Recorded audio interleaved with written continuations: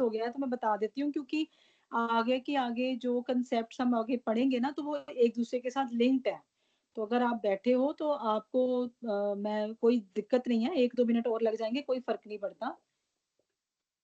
आप बताओ, आपको कोई अगर कंसेप्ट कोई मिस हुआ है तो बता दो। आपको असर्टेन्ड वो जो है specific goods, price, consideration, goods की डेफिनेशन, वो सारा क्लियर हो गया बेटे? वो तो कर लिया था नोट मैंने जी। हाँ जी। अच्छा रितिका, आपको बेटे आपको क्लियर हो गया? यस मैम, वो हो गया था, बस 2 मिनट बाद ही मैंने रीज्वाइन कर लिया था। ठीक है बेटे, ठीक है। हाँ जी, नेक्स्ट इसमें ठीक है देखते हैं मैम। बेटे डिफरेंस। देखो यहाँ पे सेल और एग्रीमेंट टू सेल का है। ओनरशिप जो है वो बायर के पास चली जाती है, जैसे जैसे हमारे जो इमीडिएटली प्राइस पे होता है, कंसिडरेशन दी जाती है, ठीक है, गुड्स हो गए सिलेक्ट। एग्रीमेंट में ओनरशिप जो है वो सेलर के पास ही रहती है, ठीक है। अब इसमें देखो, आप जो वर्ड आप ओनरशिप यूज कर रहे हो ना, तो ओनरशिप की जगह पे आप यहाँ पे प्रॉपर्टी इन गुड्स भी लिख सकते हो, ठीक है। जहाँ पे जो आप लॉ की टर्म में देखोगे ना, वहां पे आपको प्रॉपर्टी वर्ड जो है वो ज्यादा नजर आएगा, ज्यादा यूज होगा वहां पे, प्रॉपर्टी इन गुड्स, ठीक है, प्रॉपर्टी इन गुड्स। और जो एग्रीमेंट टू सेल है उसमें जो ओनरशिप है वो सेलर के पास रहती है। अब नेक्स्ट है इसमें, it is an executed contract. तो जो एग्रीमेंट टू सेल है वो एग्जीक्यूटरी कॉन्ट्रैक्ट है। मतलब एग्जीक्यूटेड मतलब जिसके ऊपर काम हो चुका है, मतलब ट्रांसफर हो चुकी है प्रॉपर्टी इन गुड्स भी और पोजेशन भी। एग्जीक्यूटरी मतलब कि एट सम फ्यूचर डेट ये चीजें जो है अभी बायर के पास जानी है in return for some consideration. तो इसलिए अभी उसके ऊपर एक्शन होना है सम फ्यूचर डेट पे, तो ये एग्जीक्यूटरी कॉन्ट्रैक्ट है, ठीक है जी। नेक्स्ट आ गया बेटा, risk of loss falls on the buyer. अब इसमें क्या है कि जो अगर किसी भी तरह का लॉस होता है, अगर गुड्स का अगर अभी सेल हो चुकी है, तो उसके बाद नेचुरली वो जो लॉस है वो किसका होगा? बायर का होगा। क्यों होगा लॉस बायर का? एनीबडी बताएगा कोई मुझे? लॉस जो है वो बायर का क्यों होगा? मैम क्योंकि ओनरशिप ट्रांसफर हो गई है। ओनरशिप ट्रांसफर हो चुकी है। वेरी गुड, क्योंकि ओनरशिप ट्रांसफर हो चुकी है, वो अब गुड्स किसके हैं? वो बायर के हैं। तो नेचुरली अगर कोई गुड्स के साथ कुछ भी नुकसान होता है या किसी तरह का, तो वो लॉस बायर को ही बियर करना पड़ेगा। लेकिन एग्रीमेंट टू सेल में क्या है कि रिस्क ऑफ लॉस जो है it falls on the seller. किसका है वो? सेलर का। अब इसमें क्यों? क्योंकि जो ओनरशिप है वो सेलर के ही पास है, इसलिए जो ओनर होगा, अगर कोई नुकसान होता है गुड्स का, तो वो फिर लॉस उसी का ही माना जाएगा, ठीक है। अच्छा अब ये देखो नेक्स्ट पॉइंट, सेलर जो है वो रीसेल नहीं कर सकता गुड्स को, ठीक है। अब सेलर जो है वो रीसेल क्यों नहीं कर सकता? ये पता है कि पर्टिकुलर कौन से केस की बात हो रही है? ये उस केस की बात हो रही है कि जब सेलर ने सेल का कॉन्ट्रैक्ट कर लिया, पैसे ले लिए, गुड्स जो है वो उसी के पोजेशन में है, अभी बायर ने उठाए नहीं है उसके पास से। या फिर अगर सेलर ने उसके साथ बायर के साथ कोई कॉन्ट्रैक्ट कर लिया, डील फाइनल कर ली, और बाद में वो कहता है कि मैं बीच में से ना किसी और के साथ, थर्ड पार्टी किसी और के साथ करके उसको रीसेल कर दूं, तो ऐसे केस में सेल का जो कॉन्ट्रैक्ट है वो सेलर को बाउंड कर देता है कि वो एक बार किसी एक पार्टी के साथ हुए कॉन्ट्रैक्ट को किसी दूसरी पार्टी के साथ वो जो है दोबारा से वो नहीं कर पाएगा। अगर वैसे करेगा तो जो बायर है, फर्स्ट पार्टी, वो सेलर को स्यू कर सकती है, ठीक है जी। तो मतलब सेलर एक बार जब ओनरशिप राइट्स किसी को दे देता है, ठीक है, तो उस केस में उन गुड्स का चाहे उसके पास पोजेशन पड़ा हो, बायर ने अभी उठाए ना भी हो, या कोई और रीजन हो, सेलर उन गुड्स को अपना कह ही नहीं सकता, ठीक है। इसका मतलब यहाँ पे एक और चीज नजर आती है कि ओनरशिप और पोजेशन में से कौन सी टर्म ब्रॉड है बेटा? ओनरशिप और पोजेशन में से कौन सी टर्म ब्रॉड है? ओनरशिप। हाँ जी, ओनरशिप। बिल्कुल ठीक। ओनरशिप ब्रॉड है कि अगर जब सेलर ने ओनरशिप ट्रांसफर कर दी, लेकिन अभी पोजेशन उसका ट्रांसफर नहीं हुआ, हो सकता है बायर को लगे अभी मेरे पास जगह नहीं है गोडाउन में रखने की, या अभी मैं उठा लूंगा, तो उस केस में सेलर उन गुड्स को अपना कह नहीं सकता। अब तो उल्टा गुड्स उसके लिए अमानत है बायर की, क्योंकि वो गुड्स तो बायर के हैं। तो इसीलिए ये है कि सेलर उनको रीसेल नहीं कर सकता। जब सेल हो ही गई तो रीसेल कहाँ से हो जाएगा? ठीक है जी। दूसरी तरफ जो एग्रीमेंट टू सेल है, उसमें क्या है, seller can sell goods to third party. अब इसमें क्या है कि यहाँ पे तो एग्रीमेंट हुआ है, कॉन्ट्रैक्ट तो हुआ ही नहीं। जब कॉन्ट्रैक्ट ही नहीं हुआ तो इसका मतलब है कि एग्रीमेंट को किसी भी टाइम पर जो है वो कैंसिल किया जा सकता है। एग्रीमेंट जो है वो बाउंड नहीं करता पार्टीज को, लेकिन जो कॉन्ट्रैक्ट है सेल का, वो बाउंड करता है दोनों ही पार्टीज को। ठीक है जी, क्लियर हो गया बेटे? Yes ma'am. नेक्स्ट है बेटे, it can be in the case of existing and specific goods. Naturally जो सेल है वो सिर्फ और सिर्फ किन केसेस में हो सकती है? एग्जिस्टिंग गुड्स में और स्पेसिफिक गुड्स में हो सकती है। लेकिन जो एग्रीमेंट टू सेल है वो किस केस में हो सकता है? वो फ्यूचर एंड अनअसर्टेन्ड गुड्स के केस में हो सकता है। मतलब जो गुड्स आपके हाथ में नहीं है, नेचुरली उसमें आप लोगों को एग्रीमेंट पे डिपेंड करना पड़ेगा, सेलर को एग्रीमेंट पे डिपेंड करना पड़ेगा। और जो एग्जिस्टिंग एंड स्पेसिफिक गुड्स है उसमें इमीडिएटली जो है वो सेल इफेक्ट की जा सकती है। ठीक है जी। तो ये है पॉइंट्स ऑफ डिफरेंस। इसमें कुछ थोड़े से और हैं, जैसे आपको इसमें ना अलग अलग पॉइंट पे एमसीक्यू बन सकता है कि आराम से, अगर तो देखो सब्जेक्टिव क्वेश्चन बनना हो वो तो ये बनता है सेल और एग्रीमेंट टू सेल में क्या डिफरेंसेस हैं, कंसेप्ट से लेके आप डिफरेंस तक सारे पॉइंट्स जॉट डाउन करते हो।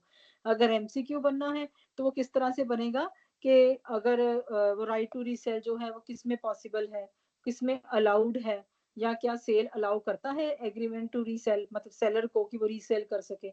सो ये आपको तभी समझ आएगा जब आपको डिफरेंसेस पता होंगे कि इसमें कंसेप्चुअल डिफरेंसेस हैं क्या। ठीक है। अब देखो इसमें ये है, in case of breach of a contract seller can sue for the price of the goods. Breach of the contract मतलब कॉन्ट्रैक्ट को वायलेट किया गया, तोड़ा गया। ठीक है, उसको उस तरह से लागू नहीं किया गया जिस तरह से बात की गई थी सेलर और बायर में। तो किसी भी तरफ से अगर कोई जो भी है, अगर कॉन्ट्रैक्ट नहीं पूरी तरह से लागू हुआ तो वहां पे जो सेलर है वो बायर से प्राइस पूरा का पूरा चार्ज कर सकता है।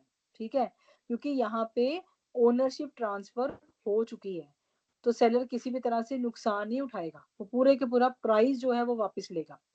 अब एग्रीमेंट टू सेल में क्या होता है, in case of agreement of a contract, in case of breach of a contract, seller can sue only for damages, not for the price। अब यहाँ पे जो सेलर है वो सिर्फ डैमेजेस क्लेम कर सकता है, यहाँ पे वो प्राइस नहीं ले सकता। इसका मतलब जो डैमेजेस होंगे वो प्राइस से, जो डैमेजेस होंगे वो प्राइस से लेस ही होंगे, तभी उन्होंने एग्रीमेंट टू सेल में इसको लेके आए।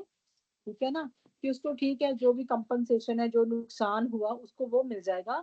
एग्जैक्टली जिस वो गुड्स का जो प्राइस था वो पूरे का पूरा उसकी वापसी नहीं होगी। बेसिकली जो इसके पीछे रीजन है वो ओनरशिप की बात ही है। सेल में ओनरशिप जा चुकी है बायर के पास, अब बायर ओनर बन गया हुआ है, इसलिए पूरे प्राइस की जो है वो सू कर सकता है सेलर। लेकिन एग्रीमेंट टू सेल में ओनरशिप अभी सेलर के पास ही है, तो अगर बायर की कोई भी किसी तरह की कोई लापरवाही है, कोई गलती है, कुछ है, तो उस वजह से सेलर सिर्फ और सिर्फ डैमेजेस की बात जो है वो कर सकता है, वो प्राइस की बात के ऊपर नहीं आ सकता। ठीक है। नेक्स्ट है, the seller is only entitled to the rateable dividend of the price due if the buyer becomes insolvent. इसमें देखो ये जो कंसेप्ट है ना, ये इंसॉल्वेंसी के कंसेप्ट के साथ डील करता है। बायर जो है वो इंसॉल्वेंट हो गया, बायर ने अभी सेलर को मे बी पे पैसे देने थे। ठीक है, अब सेलर ने उसको गुड्स तो दे दिए, अब ओनरशिप राइट्स तो चली गई बायर के पास। अब उस केस में क्या है कि जब वो इंसॉल्वेंट हो गया तो सेलर को बायर से पूरे का पूरा प्राइस नहीं मिलना, उसको क्या मिलना, उसको कुछ रेटेबल डिविडेंड मिलना है। मतलब जैसे कह लो कि एक रेट रैंकिंग कर दी जाएगी कि भाई उसके एसेट्स वगैरह बिकेंगे, उसमें से किसको कितना कितना मिलेगा। ठीक है, तो उसमें से कुछ हिस्सा उसको जो मिलेगा, जो मिल सकता है प्राइस का। अब सेलर उससे ज्यादा डिमांड नहीं कर सकता, ना ही वो अपने एसेट्स जो गुड्स हैं वो वापस ले सकता है। ठीक है, क्योंकि ओनरशिप जो है वो उसके पास, बायर के पास जा चुकी है।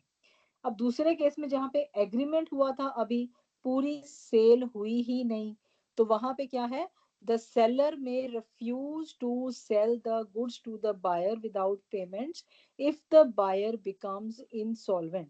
तो यहाँ पे जो सेलर है वो अपना जो गुड्स है उसका लियन एक्सरसाइज कर सकता है, वो रख सकता है अपने पास गुड्स, वो कहेगा मैंने देने नहीं है, मैंने बेचने नहीं है, ठीक है, मैं क्योंकि गुड्स की जो ओनरशिप है वो अभी किसके पास है, वो अभी सेलर के पास है। तो जहाँ पे गुड्स जो ओनरशिप है गुड्स की वो सेलर ने अपने पास रखी हुई है और वो किस केस में है, एग्रीमेंट टू सेल के केस में है। तो वहां पे जो बायर है अगर वो पैसे ना देने की हालत में पहुंच जाता है इनसॉल्वेंट होने की वजह से, तो वहां पर जो सेलर है वो अपने गुड्स अपने पास रख सकता है और कह सकता है कि मैंने गुड्स बेचने ही नहीं है। मतलब वो एग्रीमेंट टू सेल को किसी भी टाइम पे at any point of time आप कैंसिल कर सकते हो, और उस जरूरी नहीं है कि एग्रीमेंट टू सेल जो है वो उसने फाइनली सेल में ही कन्वर्ट होना है। अगर किसी इस तरह की कोई सर्कमस्टांसेस राइज हो जाते हैं जहां पे लगता है सेलर को कि नहीं मेरे को तो ये फायदा ही नहीं है, मेरे को तो उल्टा नुकसान हो रहा है, तो वो एग्रीमेंट टू सेल को सेल की तरफ नहीं ले जाएगा, वो फिर उसको कैंसिल कर देगा। तो ये जो पॉसिबिलिटी है वो सिर्फ और सिर्फ एग्रीमेंट टू सेल में ही अराइज हो सकती है, सेल में नहीं हो सकती। ठीक है जी, इज इट क्लियर? हाँ जी बताइए बेटा, यहाँ तक समझ आ यस गया? मैम। ठीक यस है, मैम। ओके। अच्छा ये जो था ना ये हमने सारा जो अभी किया था वो सारा अभी हम लोगों ने सेल और एग्रीमेंट टू सेल और वो सारा हमने गुड्स को लेके और जो गुड्स की टाइप्स को लेके कॉन्ट्रैक्ट ऑफ सेल क्या कहता है उसको लेके हमने ये सारी बातें करी थी, ठीक है। अब जो है नेक्स्ट हमने जो पॉइंट पढ़ना है ना वो हमारा जो है नेक्स्ट कंसेप्ट शुरू हो रहा है, मतलब टेक्निकल भी है इंटरेस्टिंग भी है और आप लोग ध्यान से इसको देखना। नेक्स्ट जो है कि अब जो अगर हम सेल की बात ही करें तो सेल में क्या क्या चीजें होती हैं जो कि कॉन्ट्रैक्ट को इसकी इंपॉर्टेंट टर्म्स एंड कंडीशंस बन के सेलर और बायर की राइट्स या ड्यूटीज को डिफाइन करती हैं। उसमें है सबसे पहले बेटा स्टिपुलेशन, कंडीशन एंड वारंटी, ठीक है।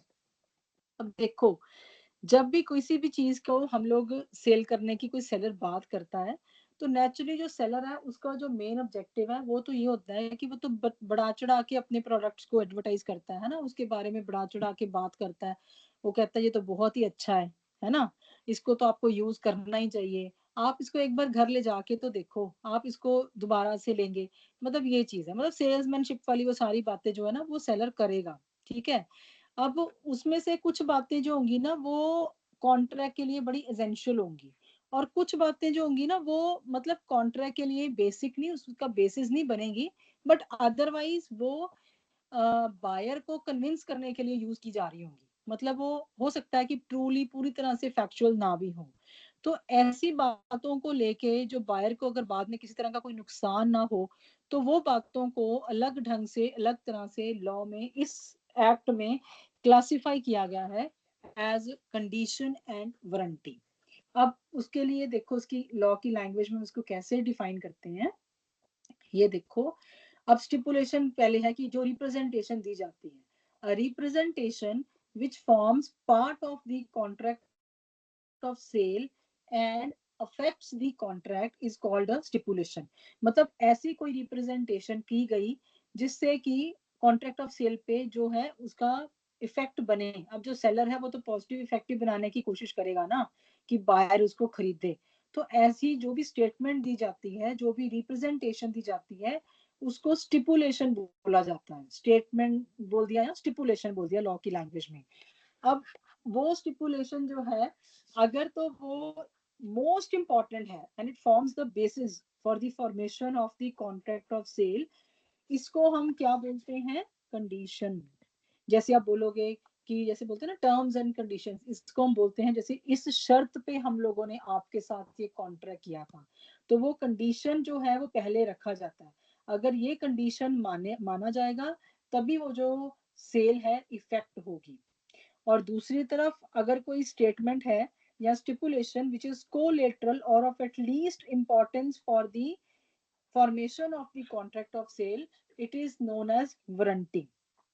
अगर तो कोई स्टिपुलेशन इस तरह की दी गई है जो कि कॉन्ट्रैक्ट के साथ जो है इतनी ज्यादा एसेंशियल नहीं है, ठीक है, उसके साथ एक सप्लीमेंट्री रोल प्ले कर रही है जस्ट टू कन्विंस कि भाई हाँ जो बायर है उसको ले ले, खरीद ले उस प्रोडक्ट को, तो उसको हम वारंटी बोलते हैं, ठीक है।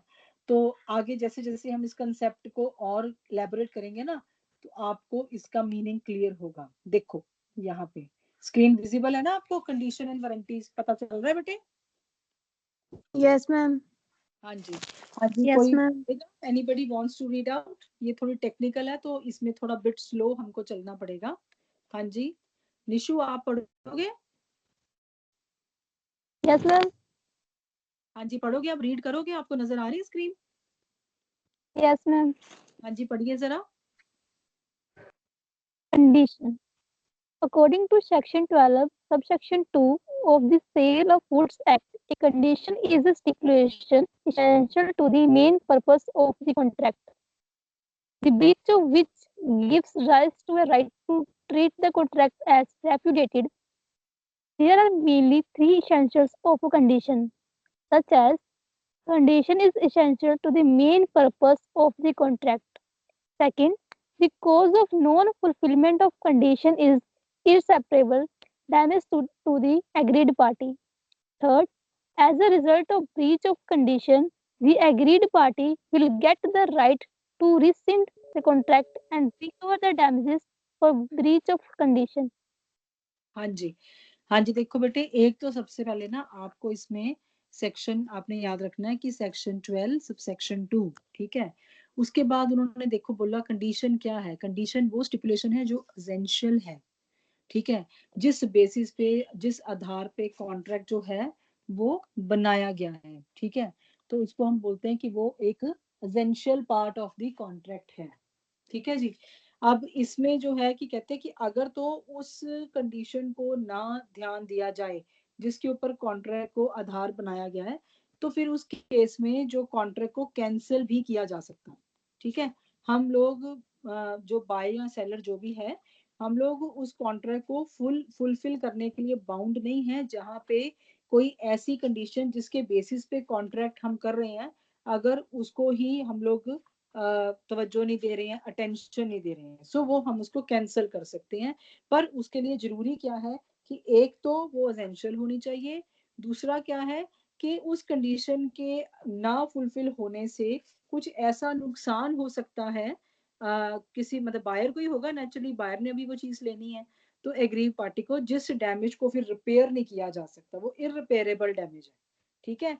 और तीसरी बात ये है कि अगर किसी भी तरह को उस कंडीशन के साथ वायलेशन की जाती है, तो एग्रीव्ड पार्टी मतलब जो विक्टिमाइज्ड पार्टी है जिसको नुकसान हो रहा है, उसके पास पूरी पूरी राइट है कि वो कॉन्ट्रैक्ट को कैंसिल करके अपने जो पैसे हैं वो वापस ले सकती है।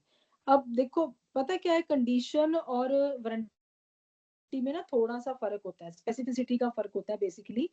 जहाँ पे आप लोग कंडीशन की बात करते हो ना, वहां पे आप लोगों को जो टर्म्स की बात करें, जो एसेंशियल की हम कहते हैं, तो उसमें वो चीजें जो है ना वो मेंशन्ड होनी चाहिए साथ की साथ, कि हम लोग, जैसे मैंने आपको पीछे एग्जांपल दिया था ना कि हम लोगों ने चूज कर लिया अपने लिए कलर की, मैंने तो रेड कलर में ही वो कुछ ड्रेस लेनी है, या मैंने वो वही स्पेसिफिक वही पेस्ट खरीदनी है, तो उस केस में वो जो चीज है, अगर आपको वो उसके बिना पे आगे पीछे कुछ और दिखा रहे हैं, तो जो एग्रीव्ड पार्टी है, जो मतलब जिसको डैमेज हो सकता है, वो उसी टाइम पे कॉन्ट्रैक्ट को कैंसिल कर सकता है। उसे उसने मांगी कोई और चीज है, आई कोई और चीज है, तो वो साथ ही साथ ऑर्डर को, कॉन्ट्रैक्ट को कैंसिल करते हैं।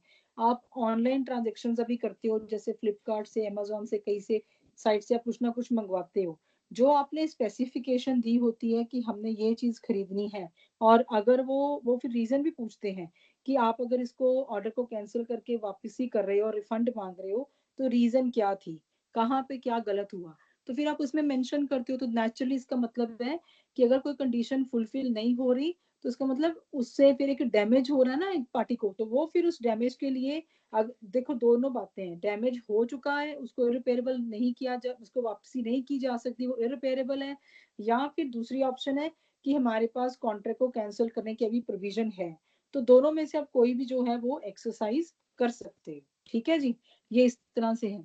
अब नेक्स्ट इसमें आप देखो, इसमें अगर हम वारंटी की बात करें, तो वारंटी कहाँ पे डिफरेंट हो जाता है इसमें, देखिए हाँ जी, कौन पढ़ रहा था? पढ़ेंगे आप आगे वारंटी?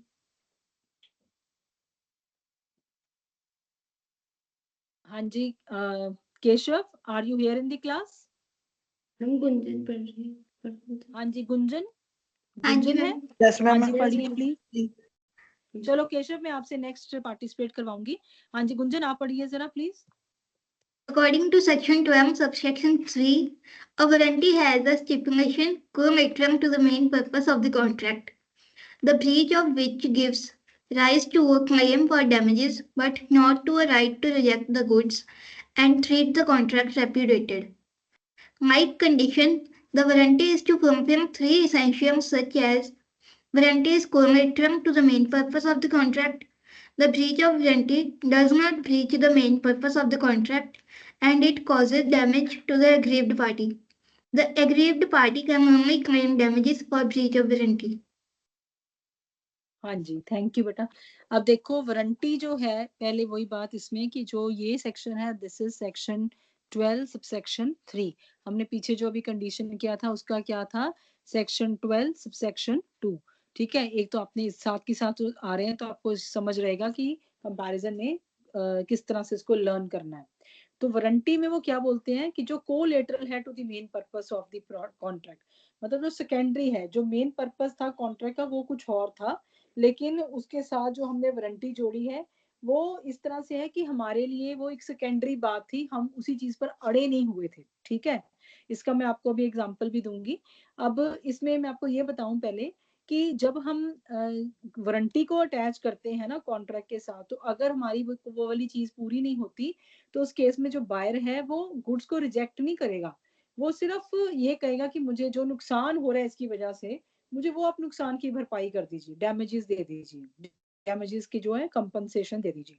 ठीक है, सो इसमें यह है कि वारंटी जो है वो कोलेटरल है, इट इज सेकेंडरी। ठीक है, दूसरा है कि it does not breach the main purpose of the contract, उससे सिर्फ और सिर्फ डैमेजेस जो है वो एग्रीव पार्टी को हुए हैं और वो डैमेजेस ही पे किए जाएंगे और वो सिर्फ एक डैमेजेस ही क्लेम कर सकता है।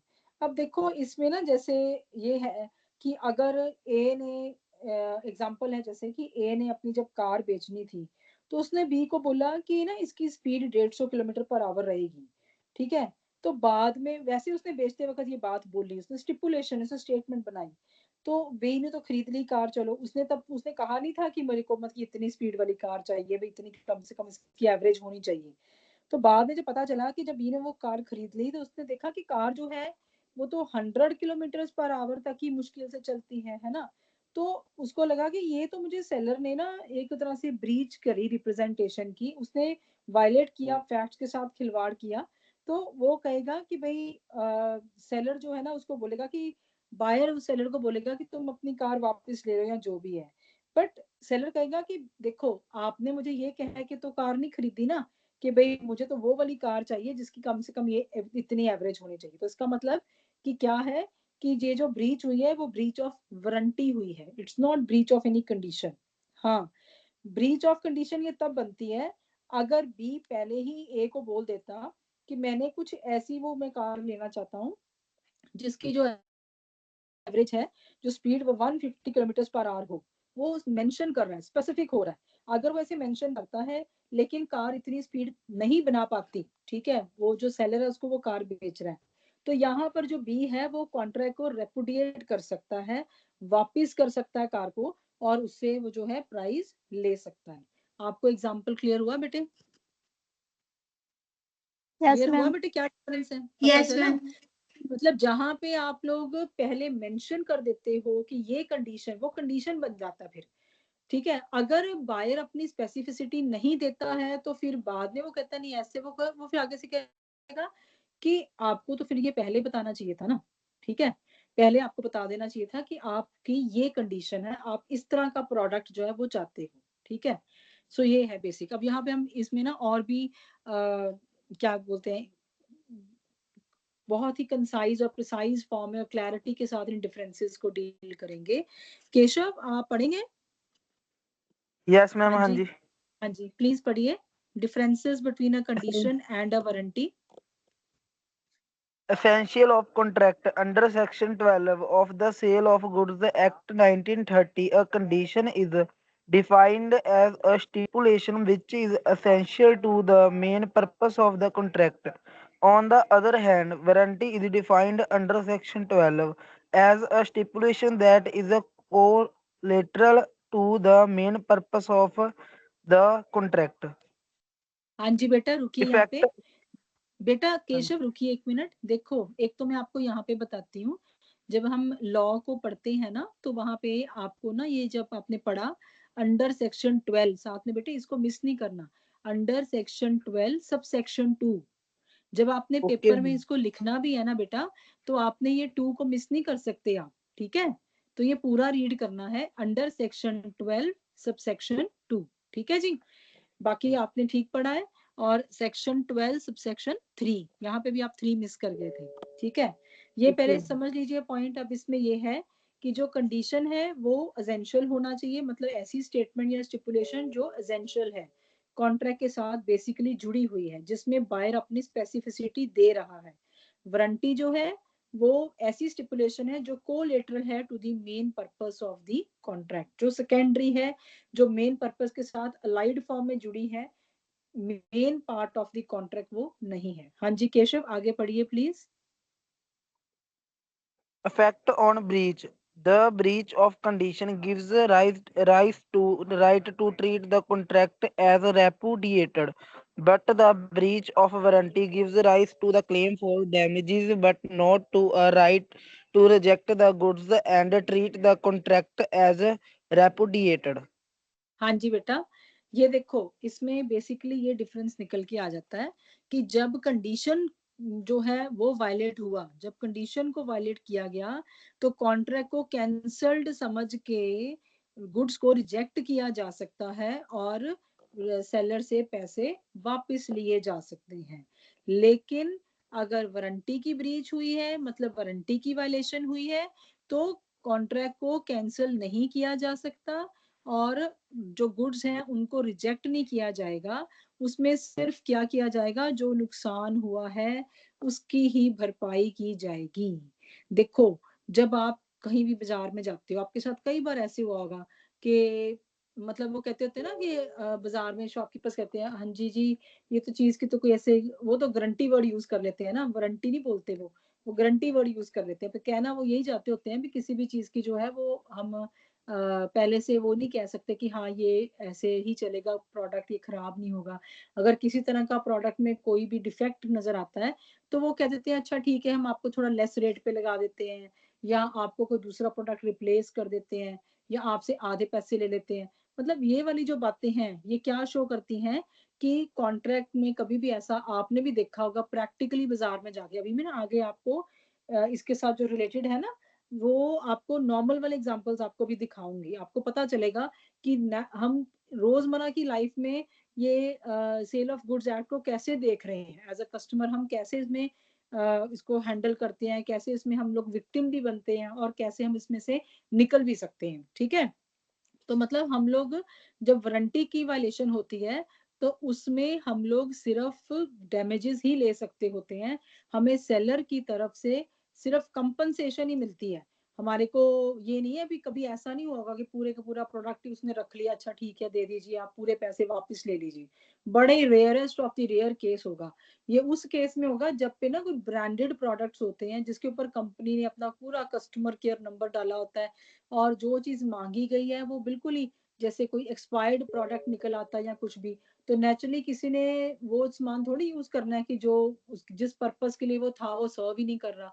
तो उस केस में अगर ऐसा कुछ होता है तो वहां पे जो कंपनी को प्रोडक्ट जो है वो वापस जाने की पॉसिबिलिटी बन जाती है, वहां पे पैसे की पूरी वापसी होती है, या फिर कोई दूसरा पीस रिप्लेस करके मतलब दे दिया जाता है, उनसे पैसे नहीं लिए जाते। अदरवाइज तो सिर्फ डैमेजेस की कंपनसेशन ही होती है, ठीक है। हाँ जी केशव नेक्स्ट पढ़िए please. Option of treatment. In case of condition, a breach of condition can be treated as a breach of warranty as an option on the part of the aggrieved party. But in case of a breach of warranty, no such option is essential to the aggrieved party, so the breach of warranty cannot be treated as a breach of condition. हाँ जी, ये जो है ना, ये depend करता है, ये अब ये थर्ड पॉइंट इन्होंने ना बायर के ऊपर डाल दिया कि जो ब्रीच ऑफ कंडीशन है वो ब्रीच ऑफ वारंटी मानी जानी चाहिए कि नहीं मानी जानी चाहिए। अब ये जो है ये बायर के ऊपर है। अगर तो बायर की जो मर्जी है, अगर तो बायर सेटिस्फाइड हो जाता है, देखो यहाँ पे बार बार जिक्र आ रहा है एग्रीव्ड पार्टी। एग्रीव्ड पार्टी मतलब जिसको ग्रीवेंसेस मिले हैं, जो ग्रीवेंसेस को हैंडल कर रही है, मतलब जो बायर है, जो जिसके साथ धक्का हुआ है, जो बायर है, ठीक है। अब ये जो बायर है इसके ऊपर छोड़ दिया जाता है कि तुम बताओ कि क्या किया जाए, है ना, मतलब गुड्स को रिजेक्ट किया जाए कि कैसे। अगर तो कंडीशन वाली बात है फिर तो नेचुरली इसके पास पूरी पूरी राइट है कि वो तो कहता है हाँ जी ठीक है, इसको गुड्स को वापस करो जी, हम नहीं रखेंगे ऐसे वाले गुड्स। तो वो कहते हैं कि कंडीशन के केस में पूरी पूरी जो फ्रीडम है वो बायर के पास है। उसके पास ऑप्शन है कि वो ब्रीच ऑफ कंडीशन को लाइटली ले रहा है, कि वो उसको मतलब स्ट्रिक्टली पकड़ रहा है कि नहीं नहीं ऐसे कैसे हो सकता है, मैं कैसे ऐसे गुड्स ले सकता हूँ जो ये जो मैंने जिस कंडीशन के लिए लिए थे, अब मैं कैसे उसको यूज कर सकता हूँ, ये तो है ही नहीं है जो मैंने मंगवाए थे, ठीक है। लेकिन अगर उसको लगता है कि चलो कोई बात नहीं, मेरा पर्पस तो सॉल्व हो ही रहा है ना, कोई चक्कर नहीं, मैं कंडीशन जो है ना मैं इसको रिलैक्स कर देता हूँ, मैं इसको एक तरह से वो कह देता हूँ चलो ठीक है अब आ गए हैं तो वापस क्या करने हैं, पर हाँ मैं शिकायत लगाऊंगा सेलर को, मैं कहूंगा भाई मैंने तो ये मंगवाया था, आपने ये भेजा है।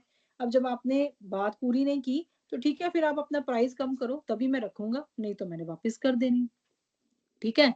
तो इसका मतलब ब्रीच ऑफ कंडीशन को ब्रीच ऑफ वारंटी में कन्वर्ट किया जा सकता है, लेकिन वो बायर की मर्जी पे है। ऑप्शन किसके पास है? एग्रीव्ड पार्टी के पास है, जिसको नुकसान हो रहा है, जिसने मंगवाया कुछ और था और उसके पास आया कुछ और है, ठीक है। But in case of breach of warranty, वो कहते हैं अगर वारंटी की ब्रीच हुई है, no such option is essential. उस केस में हम उल्टा नहीं कर सकते, वाइस वर्सा नहीं कर सकते कि अगर वारंटी की ब्रीच हुई है, वायलेशन हुई है, तो हम कहें नहीं नहीं इसको तो हम ब्रीच ऑफ कंडीशन की तरह ट्रीट करेंगे और हम गुड्स को रिजेक्ट करेंगे और जो कॉन्ट्रैक्ट है उसको हम रेपुडिएट करेंगे। मतलब हम इसमें उल्टा नहीं चल सकते। हाँ कंडीशन क्योंकि ज्यादा स्ट्रिक्ट और सीरियस सिचुएशन है, सीरियस उसके साथ अटैच्ड क्लॉज है, नहीं पूरा हुआ तो वहां पे आप लोगों के पास जैसे बायर के पास एक इसको ना, ये जो चीज है ये एक्चुअली सेक्शन 13 है जो इसके साथ डील करता है, ठीक है। और इसमें हम लेके चलते हैं कि या तो बायर जो है वो आराम से अपनी तरफ से छोड़ देता है, चलो कोई बात नहीं, अगर ऐसे आ गया तो मैं वैसे कर लूंगा, कोई चक्कर नहीं है, ठीक है। तो वो मान जाता है। जैसे मैं आपको इसमें एग्जांपल देती हूँ कि एक्स ने कहा वाई को कि मैं तुम्हारे को ना 100 बैग्स बासमती राइस के, जिसका मैं रेट कोई स्पेसिफिक जैसे कि 4500 पर बैग वो चार्ज करके दूंगा।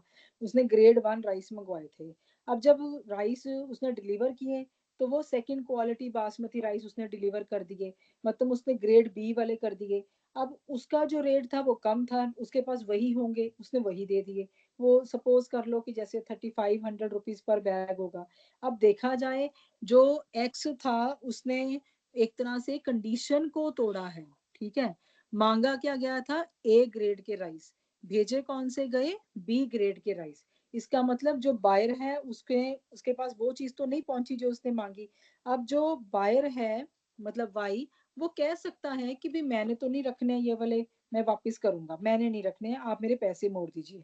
तो उसके पास फुल फ्रीडम है, उसके ऊपर डिपेंड कर रहा है। ये ब्रीच ऑफ कंडीशन है, वो रिफ्यूज कर सकता है डिलीवरी लेने से। लेकिन अगर बायर को ये लगता है कि चलो कोई बात नहीं, जो आगे सो आगे, चलो मैंने तो इसकी खीर ही बनानी थी, या मैंने इसको, मेरे लिए कोई खास फर्क नहीं पड़ता है, मैं एक्सेप्ट कर सकता हूँ सेकंड ग्रेड के भी। हाँ वो साथ में ये बोल सकता है कि ठीक है, तुमने मेरी बात तो नहीं पूरी की, जो मैंने मांगा तूने वो नहीं दिया, चलो कोई बात नहीं, पर इसके बदले में ये है कि मैंने तुम्हारे से ना 1000 रुपया पर बैग डैमेजेस लेने हैं, क्योंकि मेरी जो है आगे जाके जो गेस्ट्स के आगे मेरी जो पब्लिक इमेज है वो खराब हुई है, जो जो भी है। तो इस तरीके से वो इस तरह से भी इसको हैंडल कर सकता है, ठीक है। हाँ जी, आई होप कि आपको बेटा ये पता चल गया कंडीशन और वारंटी में क्या फर्क है, सबको पता Yes, चल गया? ma'am. Yes, okay, Ma'am. आगे आगे चले Yes, बेटा। ma'am. ओके, हाँ यहाँ से देखिए इम्प्लाइड कंडीशंस एंड वारंटीज क्या होती हैं। अब यहाँ पे मैं आपको एक बात हम डिस्कस करेंगे इसमें ना, इसको मैंने काफी सर्च करके आपके लिए इसको इंटरेस्टिंग बनाने की कोशिश करी है। मुझे लग रहा है आपको कंसेप्ट क्लियर हो जाएगा। ठीक है, आप मुझे जरूर बताना इसमें आपको क्या क्या पता चल रहा है। फर्स्ट है बेटे देखो इम्प्लाइड कंडीशन। फर्स्ट है जैसे कंडीशन एज टू टाइटल, इसमें है कि सेक्शन 14 इसको डील करता है। ठीक है जी, तो इसमें in contract of sale unless circumstances of the contract, और इसमें ये है कि there is an implied condition on the part of the seller that first case में in case of a sale he has a right to sell the goods. मतलब हम ये मान के चलेंगे कि जो गुड्स बेचे जा रहे हैं, सेलर बेच रहा है, उसके पास उन गुड्स को बेचने का टाइटल है, मतलब ओनरशिप उसी के पास ही है। वो नहीं बेच सकता जो उसकी अपनी है ही नहीं। ठीक है, so he has a right to sell the goods. दूसरा है in the case of agreement to sell he will have the right to sell the goods at the time when the property is to pass। कहने का मतलब कि दोनों हालतों में, दोनों ही situations में जो सेलर है उसके पास जो टाइटल होना चाहिए गुड्स को बेचने का। ठीक है, वो किसी भी टाइम पर ये नहीं कह सकता कि भाई मेरे नहीं, ये गुड्स मेरे नहीं थे। जैसे देखो एग्जांपल दिया हुआ है इन्होंने कि आर ने कार खरीदी डी से और उसको फिर 4 मंथ्स के लिए उसने यूज किया, लेकिन बाद में पता चला कि डी की तो वो कार अपनी थी ही नहीं, मे बी उसने चोरी की कार थी या जो भी वट एवर है ना। तो डी के पास तो उसके डॉक्यूमेंट्स ही पूरे नहीं थे। ठीक है, तो अब हुआ क्या, अब आर को वो कार जो है वो वापस करनी पड़ी टू द ट्रू ओनर। तो उस केस में जो आर है, ट्रू ओनर कौन था, ट्रू ओनर डी नहीं ना था। डी तो जा था, उसने तो जस्ट उसको मिस रिप्रेजेंटेशन दी कि कार मेरी है। अब जब कार डी की थी ही नहीं और जो असली ओनर था वो वापस आ गया और उसने बोला कि आप ये कार कैसे चला रहे हैं, तो आर को वो कार उसको देनी पड़ी। तो ये कोई थर्ड पर्सन था, सपोज करो एक्स। तो इस केस में अब जो आर है वो अपना जो प्राइस उसने पे किया है वो रिकवर कर सकता है। किससे रिकवर करेगा, किससे रिकवर करेगा? डी से। डी से नेचुरली बेटा डी से करेगा ना, क्योंकि डी ने तो धोखा दिया है ना, वो दो तरफ फ्रॉड चला रहा है। उसने आर को कार बेची है और कार किसी की है, एक्स की है। तो एक्स से पैसे तो वो ले नहीं सकता क्योंकि कार एक्स ने तो बेची ही नहीं है।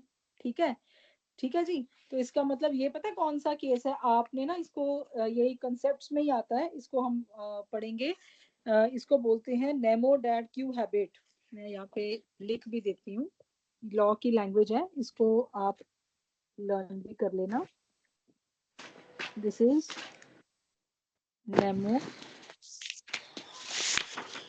That Q habit.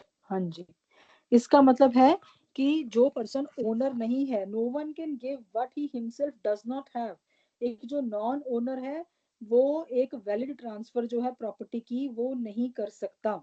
ठीक है, अगर टाइटल जो है सेलर का डिफेक्टिव है तो वो बायर का जो टाइटल होगा वो भी वही सेम डिफेक्ट कैरी करेगा।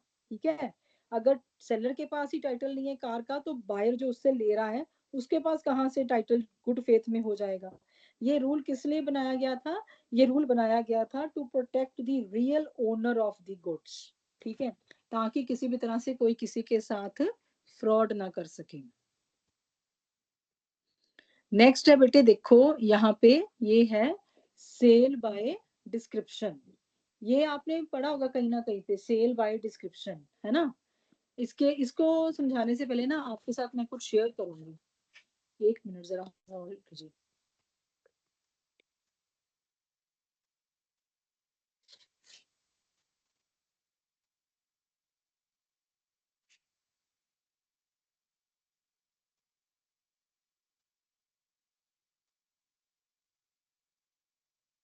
हाँ ये देखो बेटा, स्क्रीन नजर आ रही है? हेलो, हाँ सेलर, मुझे ग्रेप्स का ऑर्डर देना था। 200 बॉक्सेस भेजना, लेकिन हर बॉक्स में सिर्फ 5 किलो ग्रेप्स ही पैक करना, उससे ज्यादा मत करना। लगता है ग्रेप्स की डिलीवरी आ गई। एक बॉक्स खोल के चेक कर लेती हूँ। हेलो सेलर, मैंने पैकिंग डिस्क्राइब की थी। आपने 5 केजी के डब्बे में 8 केजी भर के दे दिया है। मुझे ग्रेप्स नहीं, ग्रेप पल्प मिला है। अरे मैडम, वैसे भी आप इन ग्रेप्स का जैम ही बनाने वाली थी, तो ग्रेप्स तो आपके काम में आएंगे ना, मैं इन्हें वापस नहीं ले सकता। सेलर कितना स्मार्ट है ना। अब आप बताइए, क्या सेलर ये बोलकर गुड्स देने से मना कर सकता है कि अरे एज पर डिस्क्रिप्शन नहीं हुआ तो क्या हुआ, गुड्स आपके काम में तो आ जाएंगे, या फिर बायर इंसिस्ट कर सकता है कि नहीं, जैसा डिस्क्रिप्शन था गुड्स वैसे ही आने चाहिए, नहीं आए there is breach of condition, मेरे पास राइट है टू टर्मिनेट द कॉन्ट्रैक्ट। आपका आंसर मुझे कमेंट सेक्शन में लिखकर जरूर बताना, और लॉ को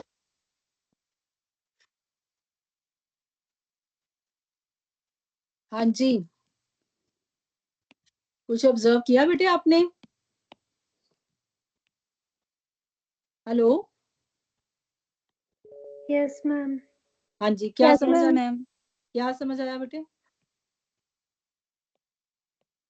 क्या देखा आपने?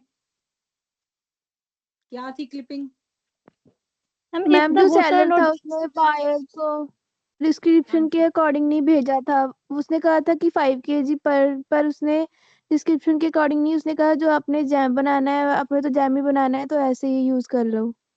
हाँ, उसने कहा था कि मेरे को जो पैकिंग है वो स्पेसिफिक इतनी क्वांटिटी की होनी चाहिए पर बॉक्स में, लेकिन उसने क्या किया, उसने अपने बॉक्स बचाने के लिए दे धड़ाधड़ उसमें पैकिंग कर दी कि 5 किलो की कैपेसिटी में 8 किलो चीज भर दी, है ना। नेचुरली तो उससे क्या होना था, गुड्स डिस्ट्रॉय हुए, ठीक है, वो जो ग्रेप्स थे वो दब गए, और उसने तभी तो बोला ना बायर ने कि मेरा तो आपने वो तो खराब कर दिए।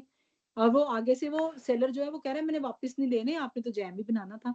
इसका मतलब कि अगर जो सेलर है वो जो मर्जी कही जाए, लेकिन बात ये है कि यहाँ पे जो बायर है वो ये कह सकता है कि there is an implied condition, कि मैंने कंडीशन बोला, उसने बोला ना टर्म यूज की है कि ये तो ब्रीच ऑफ कंडीशन हुई है कि जो गुड्स हैं वो डिस्क्रिप्शन के अकॉर्डिंग नहीं है। तो जब in a contract for sale of goods by description, अगर बायर को नजर आ जाता है फिजिकली, अगर देखो दो बातें हैं, अगर तो वो देख नहीं रहा है, जैसे उसने बॉक्स खोल के चेक किया है ना बायर ने, अगर तो वो चेक नहीं करता तो वो ट्रस्ट करता है डिस्क्रिप्शन पे, फिर उस केस में वो सेल ऐसे चल जानी थी। लेकिन जहां पे कि अगर उसने चेक किया और उसने देखा कि गुड्स उसके अकॉर्डिंग नहीं है, तो वहां पे ब्रीच ऑफ कंडीशन को आधार बना के वो इस कॉन्ट्रैक्ट को कैंसिल कर सकता है, ठीक है।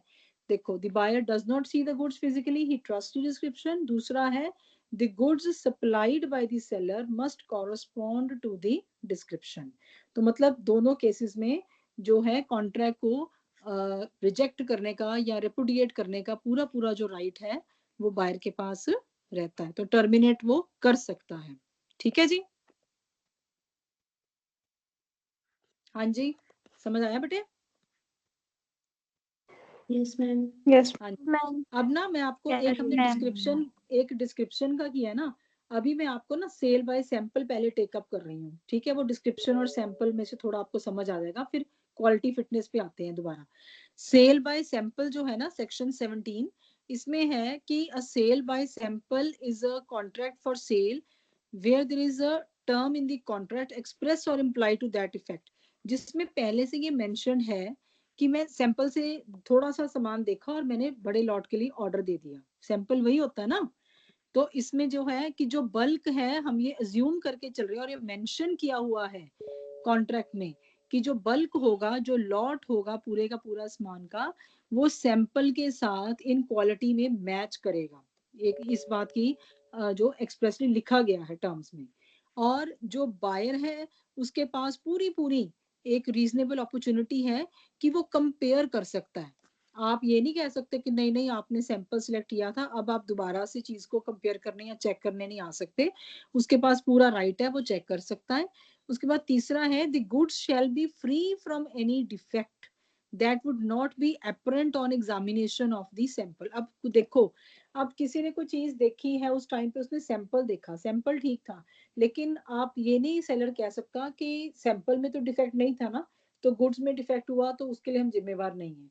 पर गुड्स जो है वो क्वांटिटी में ज्यादा है, तो गुड्स में भी जो डिफेक्ट है वो नहीं होना चाहिए, ये एक्सप्रेसली या इम्प्लाइड होना चाहिए, कॉन्ट्रैक्ट का कंडीशन है एक।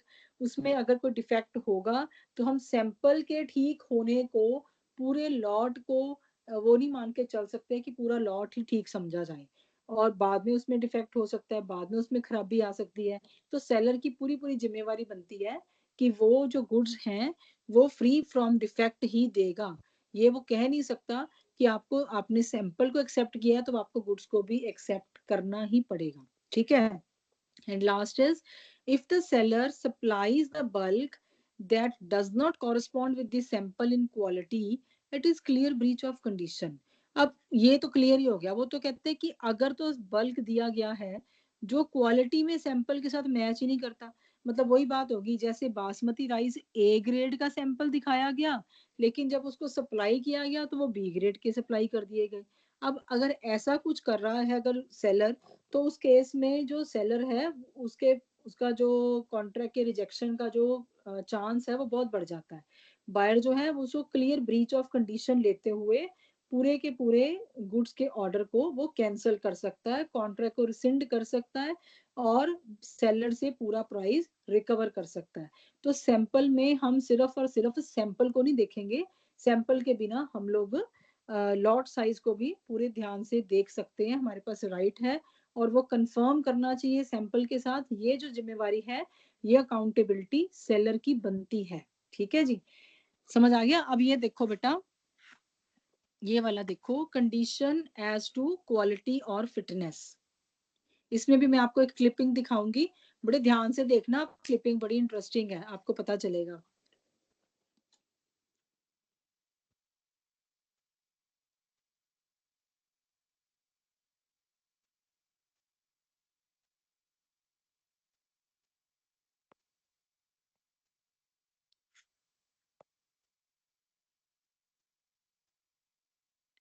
एक मिनट सर्च करना पड़ रहा है कौन सी वाली वीडियो थी, एक मिनट बेटा आपको दिखाती हूँ।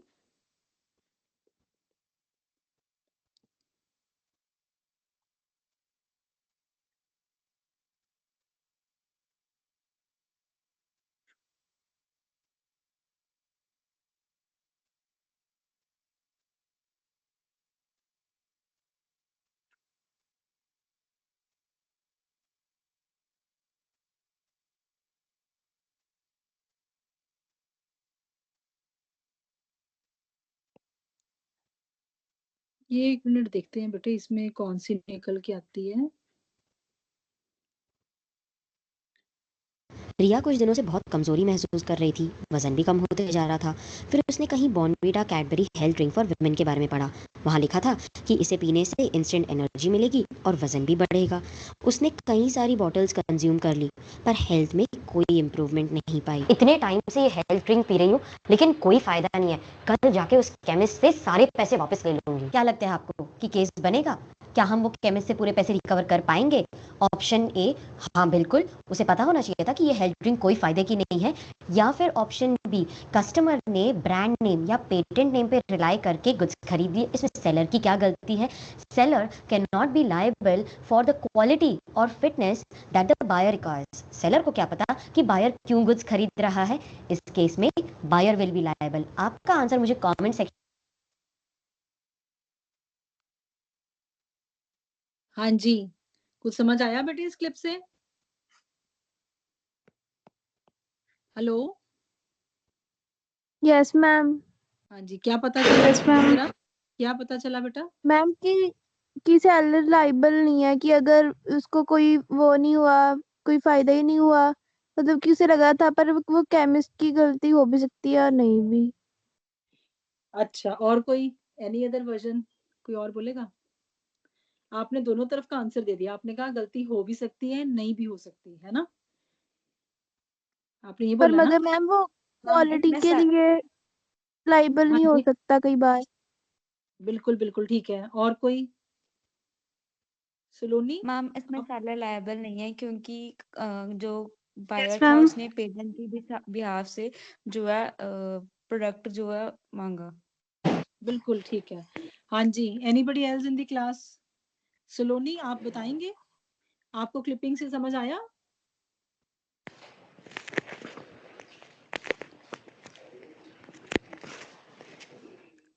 मैम बायर ऑब्टेन कर सकता है अगर सेलर, मतलब कि बायर ऑब्टेन कर सकता है अगर फ्रॉड और मिस रिप्रेजेंटेशन होगी तो। अरे बेटा फ्रॉड और मिसरिप्रेजेंटेशन नहीं हुई है इसमें। देखो मैं आपको बताती हूँ, देखो आपने क्या ऑब्जर्व किया, आपने ये देखा कि जो बायर है उसने ना जो पढ़ा था, है ना, वो प्रोडक्ट के ऊपर जो लिखा था कि जनरल वीकनेस को कवर करने के लिए ये प्रोडक्ट बहुत यूजफुल रहेगा। तो उस केस में ये है कि जब उसने प्रोडक्ट खरीद लिया और उसको लेकिन फर्क नहीं पड़ा, तो उन्होंने दोनों ऑप्शंस दी ना। उन्होंने कहा कि मतलब कि सेलर को उसने बताया थोड़ी था कि उसको किस चीज के लिए चाहिए, रिक्वायरमेंट नहीं बताई थी। दूसरा, उस कंज्यूमर ने प्रोडक्ट की ब्रांड और कंपनी की जो ट्रैक रिकॉर्ड है उसको देख के प्रोडक्ट खुद सिलेक्ट किया है। तो वहां पे उस केस में सेलर जो है उसकी क्वालिटी और फिटनेस के लिए जिम्मेवार नहीं है। ठीक है, उन्होंने खुद अपनी नॉलेज और इंफॉर्मेशन पे रिलाई किया। ये देखो, ये पढ़िए, नॉर्मली ये मैं पढ़ रही हूँ। कंडीशन एज टू क्वालिटी और फिटनेस सेक्शन 16 है। Normally in a contract of sale there is no implied condition as to quality और fitness of the goods for a particular purpose. मतलब उन्होंने बोला है कि इस केस में ना कंडीशन जो है वो नहीं जुड़ता साथ में कि क्वालिटी और फिटनेस के लिए। Buyer must examine the goods thoroughly. Buyer को खुद को एग्जामिन करना पड़ेगा, उसके ऊपर खुद स्टडी करनी पड़ेगी, गुड्स को नेट से उसके बारे में पता करना पड़ेगा before he buys them, in order to satisfy himself that the goods will be suitable for the purpose for which he is buying them, कि क्या उसकी वो रिक्वायरमेंट पूरी हो रही है। ये पता है इंडियंस में ना खास तौर पे होता है, हम लोगों में। हम लोग जैसे वो बोलते हैं ना कि अपने डॉक्टर हम खुद ही बन जाते हैं। हमारे को कुछ छोटा मोटा कुछ वीकनेस लग रही है, कुछ फील हो रहा है, तो हम एक दूसरे को सजेशन देते हैं कि तेरे में ना पक्का कैल्शियम की कमी होगी या आयरन की कमी होगी। तो हम लोग सीधा ही जाके अपने आप ही डिमांड करते हैं, अच्छा हमारे को ना थोड़ा मतलब कि ये किसी सुन भी लिया कौन सा वाला कैल्शियम लेना चाहिए, हम ले आते हैं। लेकिन जब हम ले आते हैं और अपनी इंफॉर्मेशन और नॉलेज के बेस पर हम ये कुछ करते हैं, तो वहां पे जाके जब हमारे को रिजल्ट्स नहीं मिलते हैं कुछ टाइम के बाद, तो हम जाके केमिस्ट को ये तो नहीं बोल सकते कि आपने हमारे को गलत चीज प्रोवाइड करी है ना, कि मेरे को तो फर्क ही नहीं पड़ा।